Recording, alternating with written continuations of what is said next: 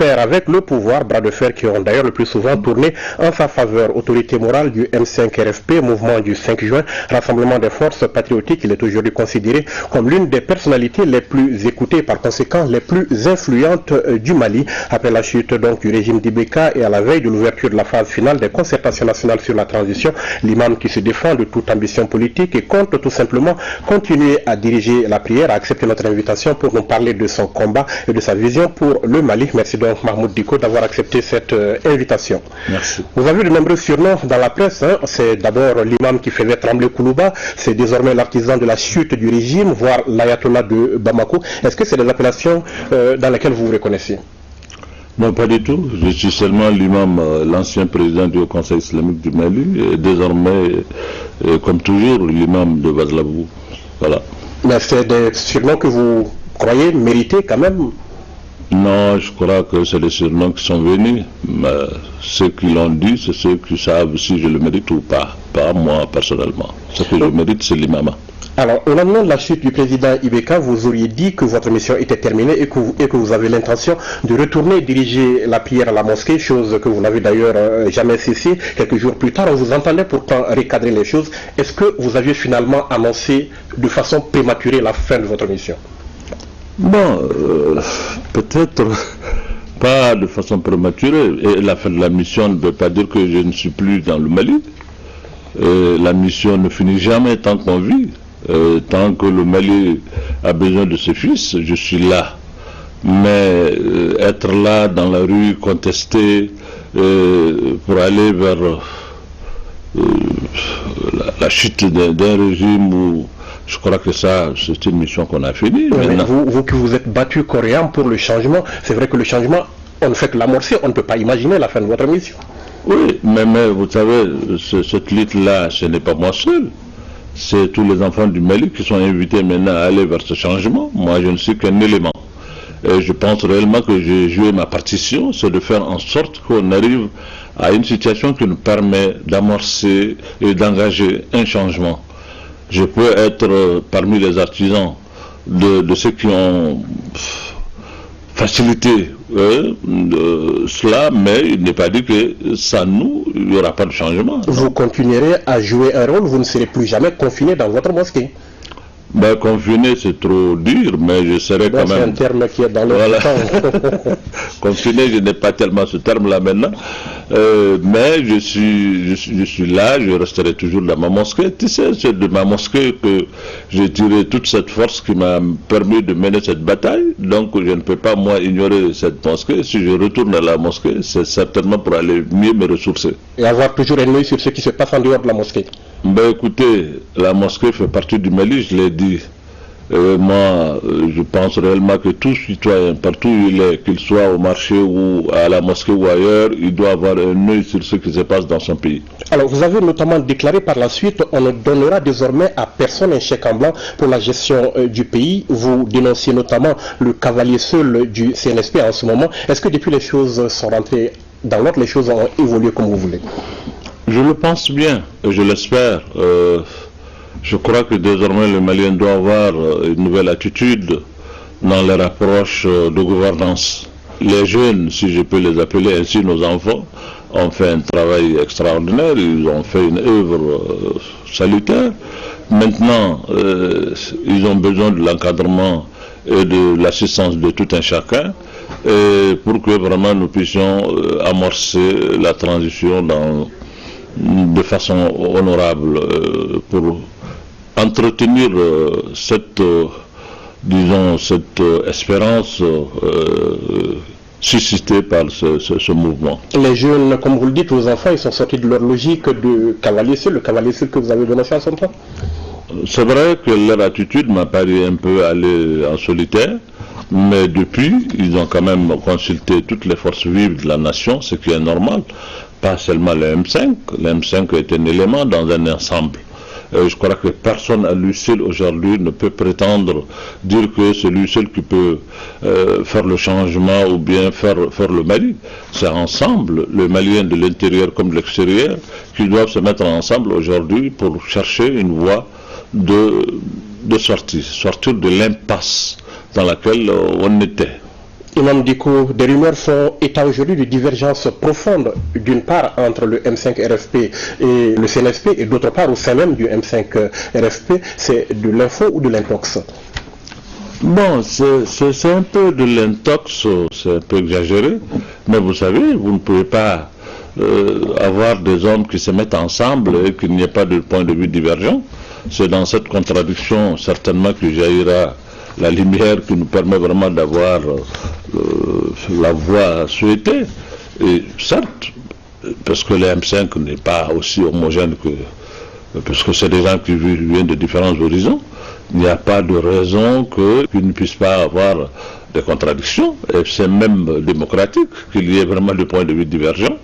Mais avec le CNSP, ça aussi, c'est des jeunes gens qui viennent de l'armée, qui viennent avec leurs idées, qui viennent avec leurs projets, mais certainement si ce n'est pas partagé par tout le monde, il peut y avoir des divergences, mais il n'y a jamais eu de rupture, il n'y a jamais eu de conflit, en ce que je sache.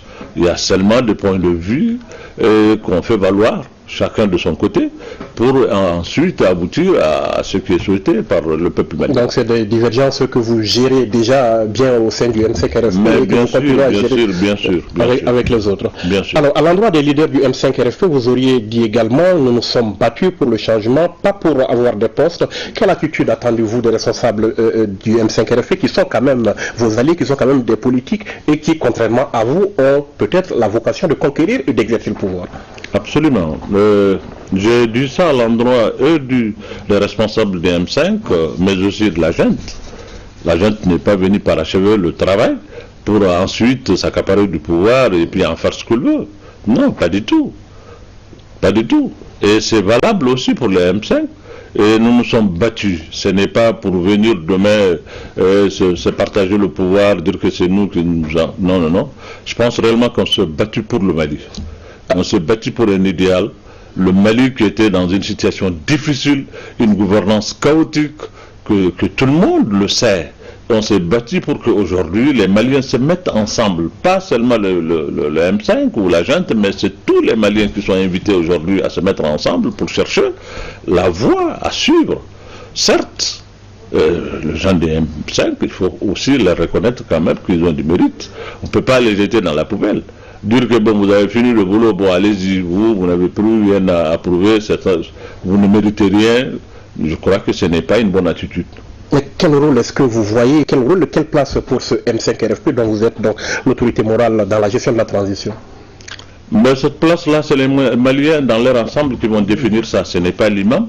Moi, ce que je sais, c'est que c'est des hommes politiques qui sont, malgré que par le passé, ils ont participé dans des gouvernements, dans la gestion d'Ibrahim Boubacar Keïta, mais quand même ils ont eu le courage et le mérite de dénoncer, et pas seulement dénoncer, mais de venir aussi combattre ce système.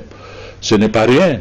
Aujourd'hui, essayer vraiment de les mettre dans des côtés à marge pour dire qu'ils ne méritent rien, ce ne serait pas responsable. C'est le Malien qui peut définir quel rôle ils doivent jouer, ce n'est pas à moi. Moi, ce que je leur dis, c'est que nous nous sommes battus pour un changement. Ce n'est pas vraiment une raison pour que nous puissions vraiment nous accaparer de tout, non. D'accord. Lors de son dernier sommet tenu à Niamey au Niger, la CEDEAO a donné au Mali jusqu'au 15 de ce mois, soit une semaine à peu près, pour désigner un premier ministre et un président civil de transition, faute de quoi c'est des sanctions qui vont continuer. Comment est-ce que vous appréciez, vous, cette pression de la CEDEAO, amicale et solidaire ou disproportionnée et contre-productive? Bon, certainement ce n'est pas amical. On ne peut pas parler de sanctions et parler d'amitié. Pas du tout. Par contre, je l'ai dit et je le redis. Je dis que le Mali fait partie de la CEDEAO. La CEDEAO est régie par des règles. Et si vraiment nous sommes membres de cette organisation, on doit accepter que ces règles s'appliquent sur nous, comme tout le monde. Maintenant, nous donner des ultimatums et nous dire vraiment, si vous ne faites pas ça, on va vous sanctionner, je ne pense pas que ce soit amical dans le cas du Mali, qui a traversé une telle crise. La CEDEAO, bon, ils nous ont accompagnés, c'est vrai, mais pas de façon visible comme comme on le souhaitait. Et que si aujourd'hui il sort le bâton pour essayer de nous dire bon vous faites ça ou on vous sanctionne, ce n'est vraiment pas amical, ce n'est pas les pays amis frères qui doivent se comporter de cette façon à l'endroit de leur... Alors la CEDEAO très critiquée ces derniers jours à Bamako, et pourtant vous l'avez dit, il y a des règles auxquelles le pays a souscrit. Est-ce qu'il faut revoir quelque chose dans le fonctionnement de cette instance à votre avis? Bon, ça, c'est peut-être il y a des voix plus autorisées que la mienne qui doivent dire ça. Je ne connais pas à fond le fonctionnement de la CEDEAO. Je donne mon point de vue et mes idées, c'est tout. Mais ce que je sais, c'est que maintenant, qu'il y ait CEDEAO ou pas, le Malien doit se mettre ensemble très rapidement pour chercher une solution de sortie dans cette crise. Ça fait à peu près 3 mois ou peut-être même au-delà que nous sommes là sans gouvernement. Le pays ne peut pas rester comme ça ne peut pas continuer. Et vous savez, quand vous rentrez dans l'impasse, ce n'est pas la voie par laquelle vous êtes rentré que vous sortez. Il faut qu'on ait le courage de nous assumer et de chercher vraiment une voie de sortie. Si la communauté internationale, y compris CEDEAO, pense aujourd'hui que la présidence de cette transition doit venir à des civils, mais qu'on donne ça à des civils. Le Mali est rempli de cadres et des hommes intègres. Trouvons vraiment cet oiseau rare et puis donc, faisons vraiment On peut se conformer aux exigences de la CEDEAO. Même il faut se conformer pour ne pas vraiment nous exposer à des sanctions, pas seulement de la CEDEAO, mais de la communauté internationale et de tous les partenaires. Je crois qu'on n'a rien à y gagner en nous mettant sur le dos toute la communauté internationale. Nous avons besoin aujourd'hui de cette assistance, de ce soutien. Nous sommes un pays aujourd'hui qui a un système fragile. Nous faisons, enfin, face à une situation sécuritaire qui est vraiment très critique et il faut en tenir compte. Le Mali n'est pas que Bamako, le Mali c'est ailleurs aussi. Et donc il faut intégrer tout cela. Il y a peut-être 75% de notre territoire qui n'est pas sous le commandement du Mali, le contrôle du Mali. Alors avec ça, notre armée a besoin du soutien des autres. Et si vraiment on se met sur le dos, on se met à dos la communauté internationale, ça ne me paraît pas intelligent. Pas besoin d'aller dans un bras de fer. Venons-en donc à ces concertations qui se tiennent ce week-end ici à Bamako. Les Maliens doivent s'entendre sur la durée, les organes, bref, l'architecture de la transition. Quel doit être le profil, le portrait robot du président et du premier ministre de transition selon vous?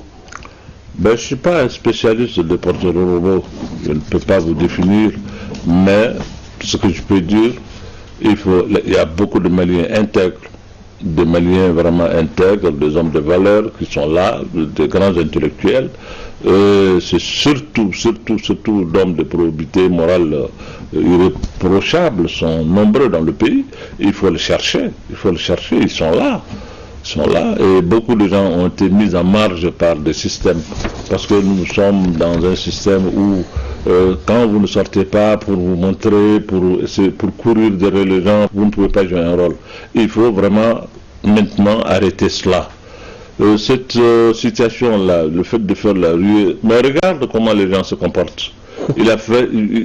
Dès que les jeunes gens ont pris le pouvoir, tout le monde se ruait vers Kati, tout le monde va là-bas, tout le monde est porteur de projets, tout le monde est conseiller, les gens surgent. Mais il faut arrêter tout ça. Mais comment démêler le vrai du faux dans ce contexte? Voilà, mais c'est très difficile parce que le Mali est devenu un pays où vraiment les gens... les gens commencent à perdre un peu ce que nous avons d'essentiel, qui est notre probité morale, notre intégrité. C'est ce qu'on entend, l'éthique d'être quelqu'un de bien, de pondéré, d'humble, d'humilité. Ces caractères-là sont en train de partir. Maintenant, on s'en fiche, on sort, on va, on cherche, c'est tout. Et ils sont envahis, ils n'arrivent même pas à savoir qu'est-ce qui est vrai, ce qui ne l'est pas. Il faut arrêter ça. Alors, pour revenir à ce portrait robot, intègre, homme de valeur, intellectuel, probité morale, c'est un peu votre portrait, non? Absolument. Absolument. Non, votre portrait à vous, Moi?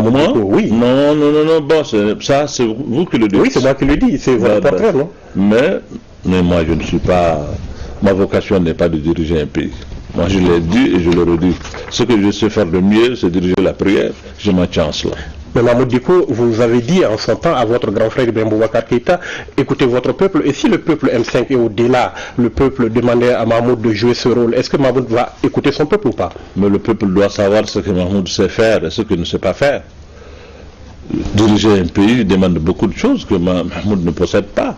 Je peux avoir portrait certainement moral ou engagement, mais ça ne suffit pas pour diriger un pays. Il y a beaucoup d'autres paramètres qu'il faut avoir pour diriger un pays. Et ça, moi, je le dis, je ne l'ai pas. Et je n'ai pas la prétention de dire que j'ai tout ce qu'il faut pour diriger un pays. Je ne peux pas le dire. Et si moi, personnellement, je sais que je ne peux pas, pourquoi mon pays ou mon peuple doit me pousser à aller vers ce que je ne peux pas faire? Pour que je sers mon pays, il faut le faire dans des choses où je suis vraiment excellent. Et ça, c'est diriger la prière. Oui, bien sûr. Autre question, la durée de la transition, la CEDEAO veut 1 an, tandis que certains au Mali voyaient la chose s'étendre à 2-3 ans. Vous êtes quelque part au milieu, mais est-ce que 1 an de transition, c'est envisageable dans ce contexte pour vous? Bon, écoutez, 1 an, c'est peut-être peu, mais